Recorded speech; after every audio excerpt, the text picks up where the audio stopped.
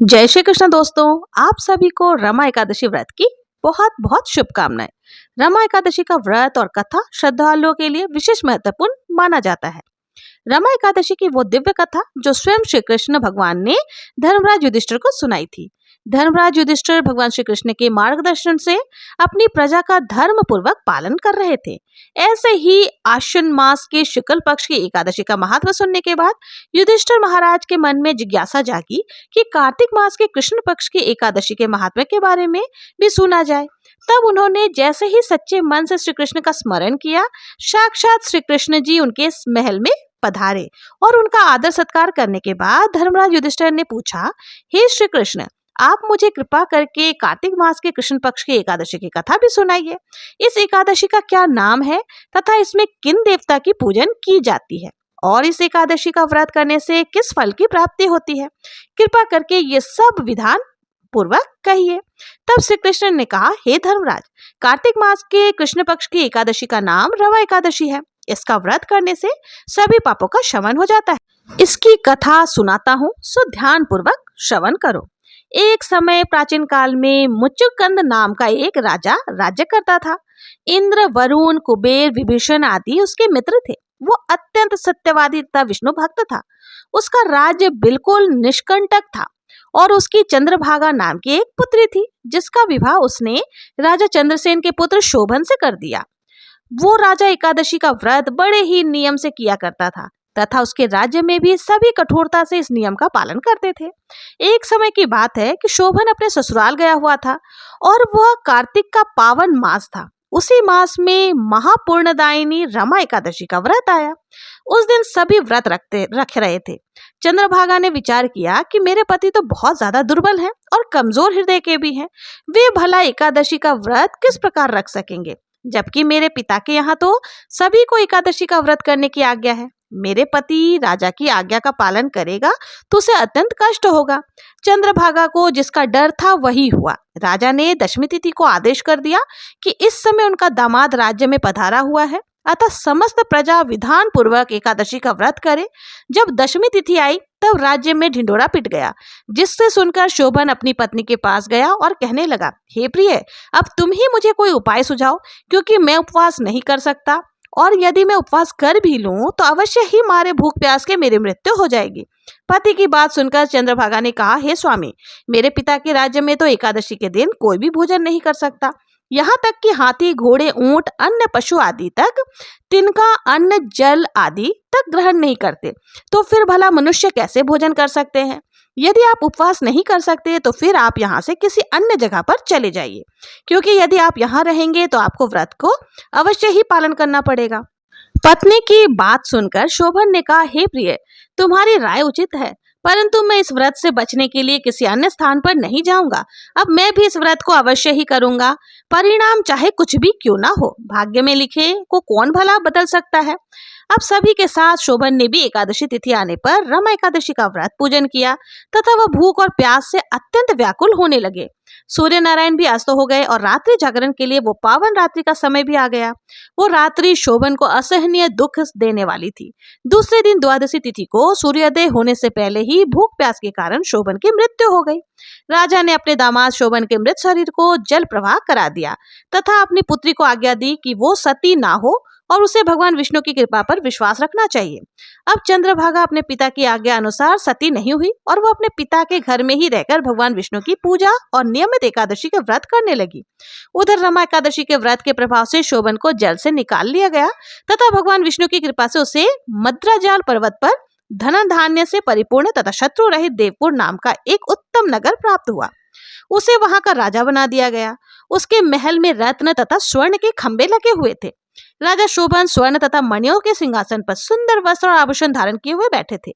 गंधर्व तथा अप्सराएं नृत्य कर उसकी स्तुति कर रहे थे। उस समय राजा शोभन दूसरे इंद्र के समान लग रहे थे। उन्हीं दिनों मुचकंद नगर में रहने वाले सोम शर्मा नाम के एक ब्राह्मण तीर्थ यात्रा के लिए निकले हुए थे। भ्रमण करते करते वो ब्राह्मण शोभन के राज्य में जा पहुंचे और जब उन्होंने उनको देखा तो वो ब्राह्मण उसको राजा का दामाद समझकर उसके निकट गए। राजा शोभन ब्राह्मण को देखते ही आसन से उठ खड़े हुए और अपने ससुर तथा अपनी पत्नी चंद्रभागा की कुशल क्षेम पूछने लगे। शोभन की बात सुनकर सोम शर्मा ने कहा, हे राजन, हमारे राजा कुशल से हैं और आपकी पत्नी चंद्रभागा भी कुशल पूर्वक है।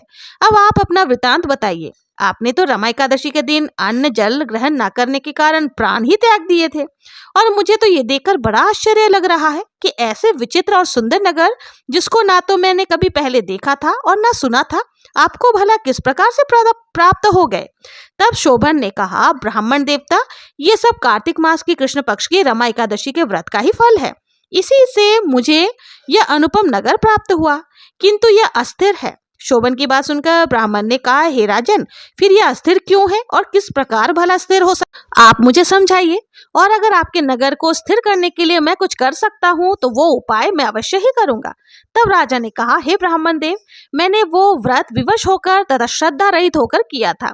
उसके प्रभाव से मुझे यह अस्थिर नगर प्राप्त हुआ है। परंतु यदि आप इस वृतांत को राजा मुचकंद की पुत्री चंद्रभागा से कह देंगे तो वो इसको स्थिर बना सकती है, क्योंकि वो श्रद्धा से और नियमित सभी नियमों का पालन करते हुए सभी एकादशियों का व्रत पूजन करती है। राजा शोभन की बात सुनकर ब्राह्मण अपने नगर को लौट आए और उन्होंने चंद्रभागा से संपूर्ण वृतांत कह सुनाया। इस पर चंद्रभागा बोली, ब्राह्मण देवता, आप क्या ये सब दृश्य प्रत्यक्ष देखकर आए हैं या फिर आपने स्वप्न मात्र कह रहे हैं। चंद्रभागा की बात सुनकर ब्राह्मण देवता ने कहा, राजकन्या, मैंने तो तेरे पति शोभन और उसके नगर को प्रत्यक्ष देखा है, किंतु वो नगर अस्थिर है। तू कोई ऐसा उपाय कर जिससे कि वो स्थिर हो जाए। ब्राह्मण की बात सुनकर चंद्रभागा बोली, हे ब्राह्मण देव, आप मुझे उस नगर में ले चलिए, मैं अपने पति को देखना चाहती हूँ। मैं अपने व्रत के प्रभाव से उस नगर को स्थिर बना दूंगी। तब चंद्रभागा के वचनों को सुनकर ब्राह्मण उसे मंद्राचल पर्वत के समीप वामदेव ऋषि के आश्रम के लेके गए। वामदेव ऋषि ने उसकी कथा को सुनकर चंद्रभागा के मंत्रों से अभिषेक किया। चंद्रभागा मंत्रों तथा व्रत के प्रभाव से दिव्य देह धारण करके अपने पति के समीप चली गई। शोभन ने अपनी पत्नी चंद्रभागा को देखकर उसे बड़ी प्रसन्नता के साथ आसन पर अपने समीप बिठा लिया। चंद्रभागा ने कहा, हे स्वामी, आप मेरे पुण्य को सुनिए। जब मैं अपने पिता के घर में 8 वर्ष की थी, तब से ही मैं सर्वसिद्धि एकादशी का व्रत कर रही हूँ। उन्हीं व्रतों के प्रभाव से अब आपका यह नगर स्थिर हो जाएगा तथा सभी कर्मों से परिपूर्ण होकर प्रलय के अंत तक स्थिर रहेगा। चंद्रभागा दिव्य स्वरूप धारण करने तथा दिव्य वस्त्र अलंकारों से सुसज्जित होकर अपने पति के साथ सुखपूर्वक निवास करने लगी। भगवान श्री कृष्ण कहते हैं, हे धर्मराज, ये मैंने रमा एकादशी का महात्म्य कहा है। जो मनुष्य रमा एकादशी के व्रत को करते हैं उनके सभी पाप ताप नष्ट हो जाते हैं। जो मनुष्य रमा एकादशी के इस पावन महात्म्य को सुनते हैं वो अंत समय में विष्णु लोक को जाते हैं। कथा का सार है, भगवान श्री हरि अत्यंत दयालु और क्षमावान है। वे अपने भक्तों के सभी अपराधों को क्षमा कर देते हैं। श्रद्धा पूर्वक या विवश होकर भी यदि कोई उनका पूजन या एकादशी का व्रत कर लेता है, जिस प्रकार शोभन ने किया, तो वो उसे भी उसका उत्तम फल प्रदान करते हैं। परंतु मनुष्य को चाहिए कि भगवान का पूजन पूर्ण श्रद्धा से करे। शोभन अपनी पत्नी द्वारा श्रद्धा पूर्वक किए गए एकादशी व्रतों के कारण ही अपने राज्य को स्थिर कर सका। ऐसी सुकर्मा पत्नी भगवान श्री हरि विष्णु की कृपा से ही प्राप्त हो सकती है। कथा समाप्त होती है। श्रोताओं, अब आप सभी सुनिए शालिग्राम भगवान जी की कहानी। कृष्ण नगर के पास एक गांव है। एक ब्राह्मण वहां पर रहा करते थे। वो ब्राह्मण पुरोहित का काम करते थे। गांव में जिसके यहाँ भी कोई कथा होती वहां चले जाते। बदले में जो कुछ भी दक्षिणा उन्हें मिल जाता उसी से वो अपना गुजारा करते थे। एक दिन यजमान के यहाँ पूजा कराकर घर लौटते समय उन्होंने रास्ते में देखा कि एक साग वाली एक कोने में बैठकर साग बेच रही है। भीड़ लगी हुई थी। कोई साग तुलवा रहा था तो कोई मोल भाव कर रहा था। पंडित जी रोज उसी रास्ते से जाते और साग वाली को देखा करते। वो वहीं बैठी हुई मिलती। एक दिन किसी जान पहचान के आदमी को साग खरीदते देखकर वे भी वहीं खड़े हो गए। उन्होंने देखा कि साग वाली के पास एक पत्थर का बाट है और उसी से वो 5 शेर वाली को 5 शेर और जो 1 शेर मांगता उसी 1 शेर का साग तोल करके दे रही थी। एक ही बाट से उस साग वाली का काम चल रहा था। ये देखकर पंडित जी को बड़ा आश्चर्य हुआ। उनसे रहा नहीं गया तो उन्होंने पूछा कि बहन, तुम इस एक ही पत्थर से कैसे सबको तोलकर साग देती हो? क्या सबको ठीक ठीक वजन से साग मिल जाता है? पंडित जी के परिचित व्यक्ति ने कहा, हे पंडित जी, ना बड़े आश्चर्य की बात, हमें भी विश्वास नहीं आता, क्योंकि कई बार हम लोगों ने इससे लिए हुए साग को दूसरी जगह तुलवा कर देखा तो पूरा वजन सही सही उतरा। एक ही बाट से सभी को देती है, फिर भी किसी को कम नहीं देती। ज्यादा चाहिए तो ज्यादा देती है, कम चाहिए तो कम तोल करके देती है। कभी इसके वजन में कोई कमी नहीं हुई। पंडित जी ने कुछ रुककर उस साग वाली से कहा, बहन ये पत्थर मुझे दोगी क्या? साग वाली बोली, नहीं पंडित जी, ये पत्थर मैं तुम्हें बिल्कुल नहीं दे सकती। बड़ी मुश्किल से यह पत्थर मुझे मिला है। मेरे तो शेर बटखरे खो जाते थे तो घर जाने पर माँ और बड़े भाई मुझे बड़ी डांट लगाते। 3 साल पहले की बात है, मेरे बटखरे कहीं खो गए थे। जब मैं घर गई तो मेरे बड़े भाई ने मुझे खूब डांट फटकारा। मैं रोती रोती घाट पर आकर बैठ गई और मन ही मन अपने भगवान को पुकारने लगी। इतने में ही मेरे पैर के पास कहीं से पत्थर आकर के लगा और मैंने इसको उठाकर अपने कान्हा जी से कहा, हे कान्हा, मैं तोलना नहीं जानती, आप ऐसी कृपा करें जिससे इसी से सारे तोल हो जाए। बस तभी से मैं इसे अपने साथ रखती हूँ। अब मुझे अलग अलग बटकड़ों की जरूरत नहीं पड़ती, इसी से सब काम निकल जाता है। अब बताइए पंडित जी, मैं भला इसे आपको कैसे दे सकती हूँ? पंडित जी बोले, एक काम करो, ये पत्थर तुम मुझे दे दो, इसके बदले में मैं तुम्हें बहुत सारे रुपए दूंगा। साग वाली ने कहा, कितने रुपए दोगे तुम? मुझे वृंदावन का खर्चा दोगे क्या? सब लोग वृंदावन गए हैं, बस मैं ही नहीं जा सकी हूँ। ब्राह्मण ने पूछा, तो बताओ भला कितने रुपए में तुम्हारा काम हो सकता है? साग वाली ने कुछ सोचकर कहा, पूरे 3,000 चाहिए। बताओ दोगे क्या? ब्राह्मण बोले, अच्छा ठीक है, लेकिन यह तो बताओ कि तुम इस पत्थर को रखती कहाँ हो? साग वाली बोली, इसी टोकरी में रखती हूँ, और कहाँ रखूंगी? अब ब्राह्मण ये सुनकर घर वापस लौट आए और चुपचाप बैठ गए। एक कोने में बैठे ब्राह्मण से उनकी पत्नी ने पूछा, आज क्या बात है, उदास क्यों बैठे हो? देर जो हो गई है इसलिए उदास हो क्या? तो ब्राह्मण ने कहा, क्या बताऊं भाग्यवान, आज तो मेरा मन बड़ा खराब हो रहा है, मुझे 3,000 की जरूरत है। तो ब्राह्मण देवता की पत्नी बोली, लो भला, इसमें कौन सी बड़ी बात है? अरे आपने ही तो मेरे जो गहने बनवाए थे, अगर बहुत ज्यादा आवश्यकता हो तो ले लीजिए, उन्हें ले जाइए बाजार में और बेच दीजिए, और जो मिलेगा उससे आप अपना काम चला लीजिएगा, फिर तो जो होगा देखा जाएगा। ऐसा कहकर ब्राह्मणी ने अपने पहने हुए गहने उतारकर ब्राह्मण देवता के हाथ में रख दिए। अब ब्राह्मण ने वो गहने बाजार में ले जाकर बेचे और रुपए इकट्ठे किए। दूसरे दिन सवेरे सवेरे उसी साग वाले के पास जाकर खड़े हो गए और गिनकर उसे रुपए दे दिए और बदले में उस शीला को ले लिया। अब गंगा जी पर जाकर उसको अच्छी तरह से धोया और फिर नहा धोकर वे घर लौट आए, क्योंकि साग वाली ने तो उसे साग तोड़ने का काम करती थी और वह कोई साधारण शीला नहीं थी। इधर पीछे से एक छोटा सा सुकुमार बालक ब्राह्मणी से कह गया, पंडिताइन जी, तुम्हारे घर पर ठाकुर जी आ रहे हैं, घर को अच्छी तरह झाड़ बुहाड़ कर लो। अब सरल हृदय ब्राह्मणी ने उस बालक की बात पर विश्वास कर लिया। उन्हें लगा सचमुच घर पर ठाकुर जी पधार रहे हैं, तो उन्होंने खूब अच्छे से घर की साफ सफाई कर दी और यहाँ तक कि पूजा की सामग्री भी सजा दी, और जो कुछ उनसे भोग बन पड़ा वो भी बना दिया। उन्होंने भोग तैयार करके रख दिया। अब ब्राह्मण देवता गंगा जी में स्नान करके शालिग्राम जी को लेकर के, जो शिला थी वो दरअसल शालिग्राम जी ही थे, उन्हें अपने साथ लेकर बड़े प्रसन्न मन से घर आ रहे हैं।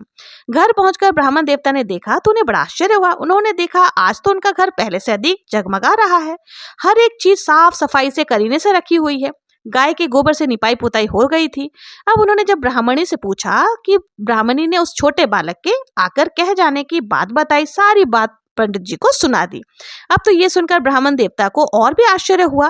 वो सोचने लगे, भला उस बालक को ये बात कैसे पता चली? मुझे तो रास्ते में कोई बालक नहीं मिला था जो मेरे घर तक ये सूचना भिजवा दे।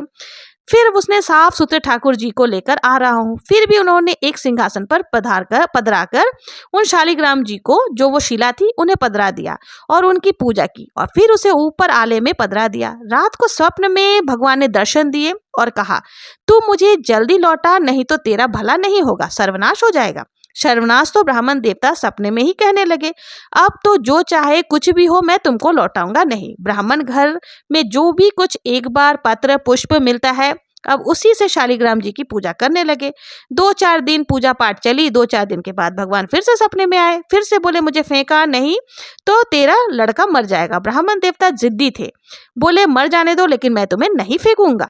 महीना पूरा बीता भी नहीं था कि ब्राह्मण देवता का इकलौता पुत्र अचानक से चल बसा। ब्राह्मण देवता समझ गए कि उनका स्वप्न झूठा नहीं था, लेकिन फिर भी वो अपने निश्चय पर अडिग रहे। उन्होंने उन शिला को, उन शालिग्राम जी को नहीं फेंका। कुछ दिनों के बाद उन्हें फिर स्वप्न में आया, अब भी मुझे वापस दे, नहीं तो तेरी बेटी भी मर जाएगी। दृढ़ निश्चय ब्राह्मण देवता ने पहले वाला ही जवाब दिया, मर जाने दो, कुछ भी हो जाए, मैं इन्हें नहीं फेंकूंगा। और सचमुच कुछ दिनों के बाद ब्राह्मण देवता की इकलौती पुत्री भी मर गई। अब वो संतानहीन हो गए। अब की बार उन्होंने फिर स्वप्न आया आया कि इस बार तुम्हारी पत्नी मर जाएगी। ब्राह्मण देवता ने इस बार भी वही उत्तर दिया। सचमुच कुछ दिनों के बाद उसकी पत्नी की भी मृत्यु हो गई। इतने पर भी वो ब्राह्मण देवता अचल अटल रहे। अब तो लोगों ने बहुत समझाया कि पागल हो गया है, एक पत्थर के पीछे ये ब्राह्मण देवता इतने पागल हो गए हैं, इतने दीवाने हो गए हैं कि इन्होंने अपने सारे संतान, अपनी पत्नी तक को खो दिया। लेकिन इस पत्थर में ऐसा क्या है जो इसे फेंकने को तैयार ही नहीं हो रहे हैं। बल्कि वे तो और भी मन से और समय लगाकर उन शिला की पूजा आदि करने लगे।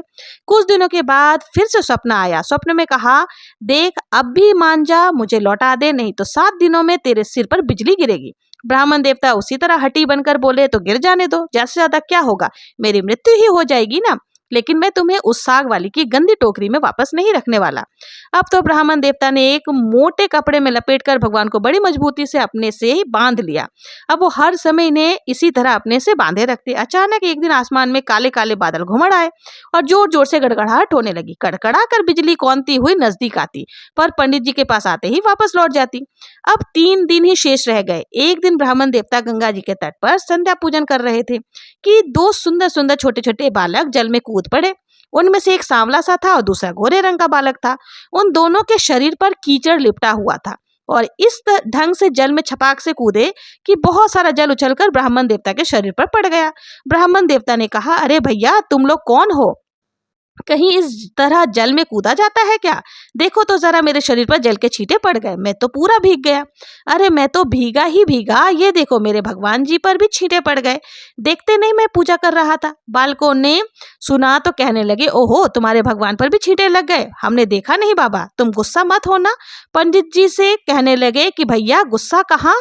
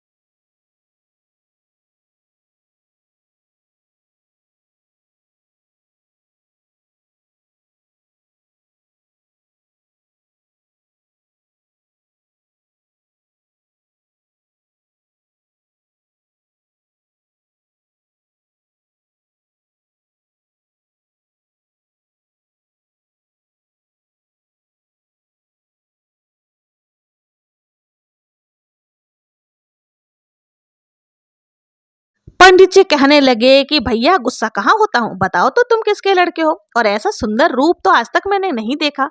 कहाँ रहते हो भैया?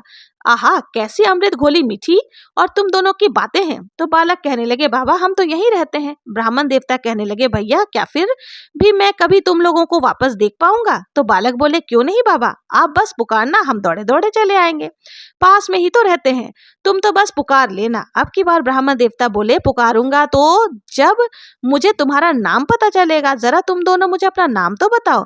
तो वो दोनों बालक बोलने लगे, बाबा हमारा कोई एक नाम नहीं है, जिसका जो मन होता होता है बस वो हमें उसी नाम से पुकार लेता है। आपका भी जो मन करे आप उसी नाम से पुकार लेना। ऐसा कहकर वो सांवला सलोना बालक आगे बढ़ा, लेकिन जाने से पहले एक मुरली ब्राह्मण देवता के हाथ में धरकर बोला, लो बाबा, यह मुरली जब भी जरूरत हो इसे बजा करके लोग बजाते हैं, तो हम कहीं भी होंगे बस आ जाएंगे। दूसरे गोरे बालक ने एक फूल देखकर बाबा से कहा, पंडित जी इस फूल को अपने पास रखना, तुम्हारा सदा मंगल होगा। अब फिर तो वे दोनों बालक जब तक वहां से चले नहीं गए, आंखों से ओझल नहीं हो गए, ब्राह्मण देवता टकटकी लगाकर उन्हें देखते ही रह गए। जब वे दोनों बालक चले गए तो उनकी छवि ब्राह्मण देवता की आंखों में बस गई। बहुत देर तक वे उस छवि के ही दर्शन करते रहे, फिर मन ही मन सोचने लगे, आहा कितने सुंदर हैं ये दोनों बालक, क्या फिर कभी इनके दर्शन दोबारा होंगे। ब्राह्मण देवता ने अपने हाथ में पकड़ा हुआ फूल देखकर सोचा, फूल तो बहुत बढ़िया है, कैसी सुगंध आ रही है, पर मैं इस फूल का करूंगा क्या, और रखूंगा भी तो कहाँ रखूंगा। इससे तो अच्छा है मैं राजा को ही दे आऊं। ब्राह्मण देवता ने ले जाकर वह फूल महाराज को दे दिया। राजा ने उस फूल को देखा तो देखकर बड़े प्रसन्न हुए। पूरे महल में उस फूल की सुगंध भर उठी और उन्होंने उस फूल को ले जाकर बड़ी रानी को दे दिया। इतने में ही छोटी रानी ने जाकर कहा, महाराज मुझे भी ऐसा ही एक फूल मंगवा दो, नहीं तो मैं डूब मरूंगी।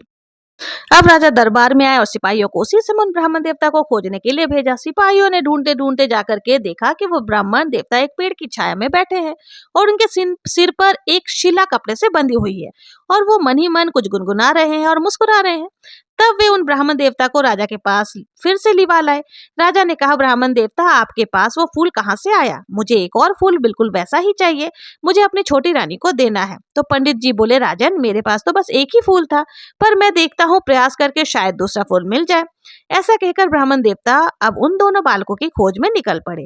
अचानक उन्हें याद आया कि उस सांवले बालक ने मुझे एक मुरली थमाई थी और कहा था कि बाबा इस मुरली को जब भी बजाओगे मैं आपके पास आ जाऊंगा, चलो प्रयास करके देखता हूँ। अब मुरली तो उन्हें बजानी आती नहीं थी। उन्होंने जैसे तैसे करके मुरली में से कुछ आवाज निकाली, थोड़ी बहुत धुन बजी और मुरली की धुन सुनते ही वही गौर श्याम जोड़ी साक्षात पंडित जी के सामने प्रकट हो गई। अब ब्राह्मण देवता ने एक बार फिर से उन दोनों बालकों को देखा, रूप माधुरी के पान से मतवाले हो गए। कुछ देर के बाद उन्होंने कहा, भैया वैसे ही एक और फूल मुझे चाहिए, मैंने तुम्हारा दिया हुआ फूल राजा को दिया था, राजा ने वैसा ही एक और फूल मांगा है। तो गोरे बालक ने कहा, बाबा फूल तो हमारे पास नहीं है, हाँ परंतु तुम्हें एक ऐसी जगह ले जाएंगे जहां वैसे ही फूलों का बगीचा है, तुम बस अपनी आंखें बंद करो। ब्राह्मण देवता ने झट अपनी आंखें बंद कर ली। बच्चों ने हाथ पकड़कर न जाने किस रास्ते से बातों ही बातों में जाने कहां लेकर के गए। एक जगह पहुंचकर ब्राह्मण देवता से उन्होंने कहा, आंखें खोलने को। ब्राह्मण देवता ने आंखें खोली तो देखकर मंत्र मुग्ध हो गए। बड़ा सुंदर स्थान है, चारों ओर सुंदर सुंदर वृक्ष, लताएं, पुष्प और मधुर गंध से सुशोभित है। बगीचे के बीच में एक बड़ा मनोहर महल है। ब्राह्मण ने देखा तो क्या देखते हैं, वे दोनों बालक जो उनका हाथ पकड़कर यहाँ तक लाए थे, वे दोनों बालक गायब हो गए हैं। वे थोड़ी हिम्मत करके आगे बढ़े। महल के अंदर जाकर देखा तो चारों ओर बड़ा ही सुसज्जित और बड़ा ही मनमोहक स्थान था। बीचों बीच एक दिव्य रत्नों के सिंहासन जड़ा हुआ था। सिंहासन खाली था। ब्राह्मण देवता ने उस स्थान को मंदिर समझकर प्रणाम किया। उनके माथे पर बंधे हुए ठाकुर जी की शिला खुलकर नीचे पड़ गई। यह देखकर ब्राह्मण देवता घबरा गए और घबराकर जैसे ही उन्होंने उस शिला को उठाने के लिए हाथ बढ़ाया, वो शिला अचानक दो टुकड़ों में फट गई। एक दिव्य ज्योति प्रकट हुई और देखते ही देखते उसमें से साक्षात श्री लक्ष्मी नारायण भगवान प्रकट हो गए और उस खाली सिंहासन पर विराजमान हो गए।